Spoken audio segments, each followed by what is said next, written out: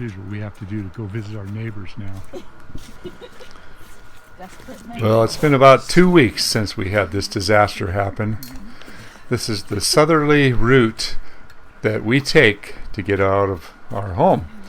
We've got a northbound route down through Highway 9, and then we go further north. But if we want to go south towards Los Gatos, this is what we encounter. And on the far side of this great chasm here, my wife was on her way home, and she drove across this minutes before it collapsed. I was following her, and I got stopped on the far side. And I was absolutely terrified because I thought she went down into that mess. I called her on the cell phone and she didn't answer. Finally, after about 10 minutes of me frantically calling her, she answered the phone and didn't understand why I was so upset.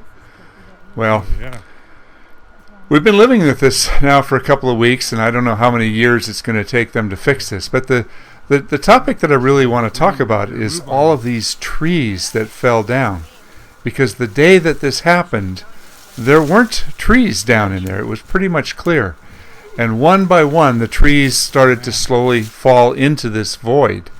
And there must be 6 or 8 trees down there right now that are quite significant.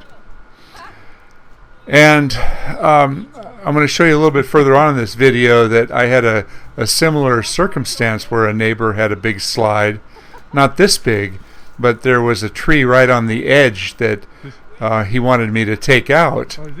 So I made the judgment call to talk him into keeping it. I said, if we cut the tree in half and get all the leverage out of it, the roots in the ground might be really beneficial. You might have seen that in a past video from about a month ago. Welcome to America. But look at all those big trees down there. These are all giant fir trees. These big cracks here. And once a hillside gets compromised, you don't know what's going to happen. Those trees on the edge right there, they could go any time. They could go right now while we're standing there walking.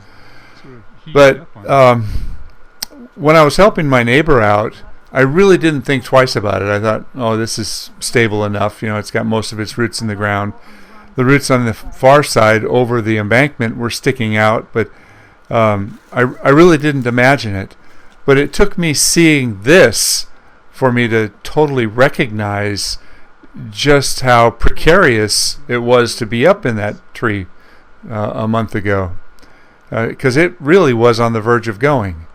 Fortunately, they put tarps down and they prevented any further rain from coming, so they saved the tree. So our scenario here looks pretty bad. So here's the situation. This photo here, that tree up on the top, there it is, the tall straight pine tree. That's the one I cut it in half. I left enough foliage on there to keep it. Here's some of that footage from before. But I didn't think anything of it. I thought, piece of cake, I'll just get up there and we'll knock it down and get all the leverage off of it. And I thought the roots would go a long ways to saving his property. This is what I do on my day off. Still climb.